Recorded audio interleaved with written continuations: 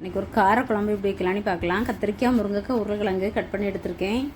இதுக்கு தேவையான வெங்காயம், வெள்ளைப்பூடு ஒரு 10 போல் தட்டி எடுத்துக்கலாம். புளி தேவைக்கு எடுத்திருக்கேன். 2 தக்காளி, ஒரு துண்டு மாங்காய் கட் பண்ணி வச்சுருக்கேன்.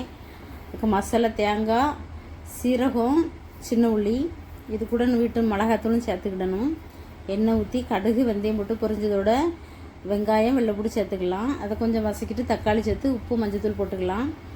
வீட்டில் அரைச்ச குழம்பு மிளகாத்தூள், காரத்துக்கு கொஞ்சம் வத்தல் தூள் எடுத்திருக்கேன். உங்களுக்கு இன்னும் கொஞ்சம் காரம் வேணும்னா 2 மிளகாய் கூட கட் பண்ணி சேர்த்துக்கலாம். இதில் காயோடு சேர்த்துக்கலாம்.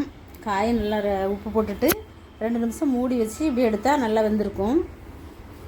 இந்தளவுக்கு வந்ததோடு இன்னும் தண்ணி ஊற்றிக்கிடல. மசாலா போட்டுக்கலாம். மசாலா போட்டு புளியெல்லாம் கரைச்சி ஊற்றி ஒரு 5 நிமிஷம் மிதமான தீயில் வேக விட்டியெல்லாம் சூப்பரான காரக்குழம்பு ரெடி ஆயிட்டு. இதுக்கு அதிகம் கூட்டு என்னென்னா இதுக்கு அப்பளம், முட்டை ஆம்லேட் போட்டாலும் ரொம்ப நல்லாயிருக்கும். மணக்க குழம்பு ரெடி ஆயிடுச்சு மக்களே.